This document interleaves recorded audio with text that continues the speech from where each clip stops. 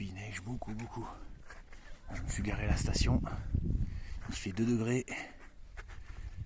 Donc on se croirait vraiment au sport d'hiver.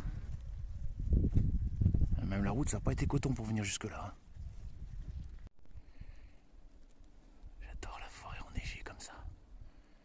Ah, la neige tombe de plus en plus bas. On voit que l'hiver commence à prendre ses quartiers.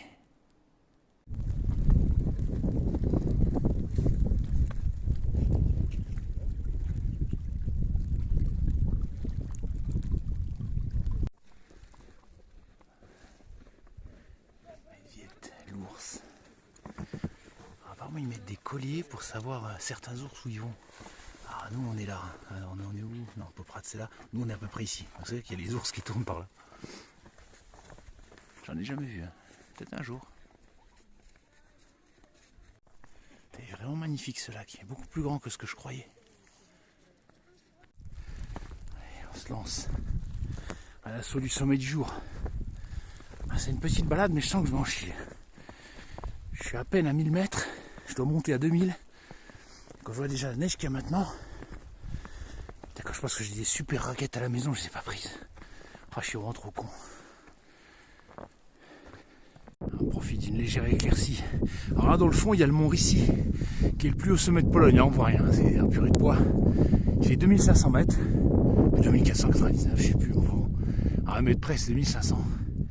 C'est pas le plus haut des Tatras. Le plus haut des Tatras, c'est le Gerlach-Hovichtit, 2650 et les brouettes. Mais il se trouve que la frontière, elle passe juste au sommet. Et donc, du coup, ça fait de lui le mont Rissy, le mont le plus haut de Pologne. Je ne sais plus comment elle s'appelle cette vallée, mais elle est belle aussi. Je ne l'ai pas faite encore. Je la ferai sans doute dans 3 jours. Demain, je ferai le Rissy, après demain, Krivagne. Parce qu'on aura 2 jours de beau, ce qui est très rare. Et en fait, on peut aller jusqu'en haut, faire le tour de la montagne là et redescendre de l'autre côté. Bon, c'est 7 heures de balade, mais ça peut se faire. Voilà, j'arrive à la première étape. Après le Bredne Solisko, le sommet, il marque encore 1 heure. C'est là-haut. Voilà. Le soleil s'est levé, c'est bien. Voilà, il y a de quoi se restaurer. Il y a même des toilettes si les gens veulent. Là, on est à 1900 et des brouettes, 1950 je crois.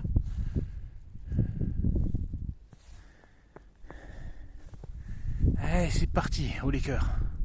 Alors plus loin là-bas, il y a le Krivagne. C'est pas celle-là, c'est encore derrière dans la brume. Elle fait 2492 et c'est la plus dure pour moi. Celle que tu peux faire en chemin de randonnée, c'est la plus dure. Je l'avais fait, j'en avais chié. À la fin, il y a une pente rocheuse de 45 degrés. Et là, tu montes tout à 4 pattes. Alors, tu peux le faire sans cordage, mais...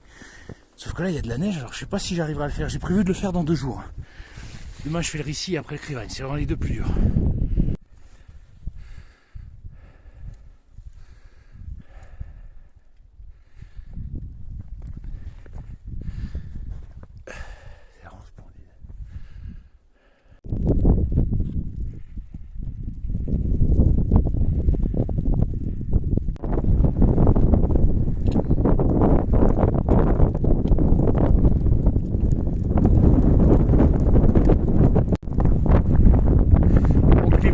Dans la brume.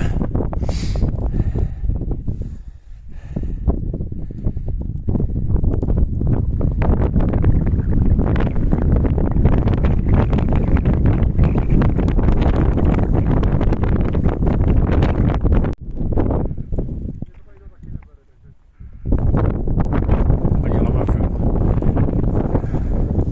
Le chemin de randonnée s'arrête ici.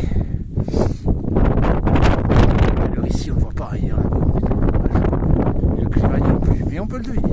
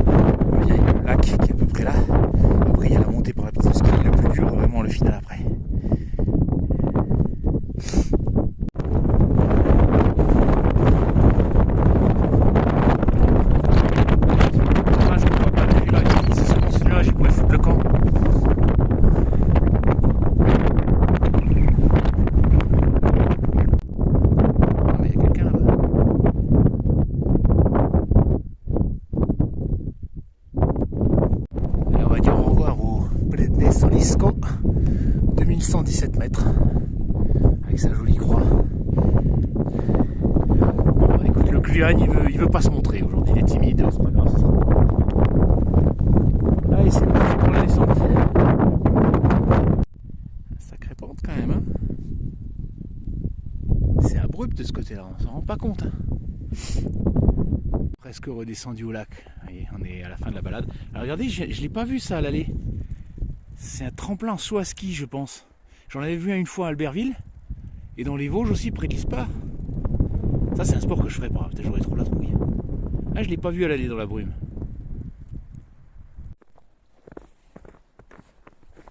Petit sentier final, on est revenu dans la forêt. Et hop, le saut à ski qui est au-dessus.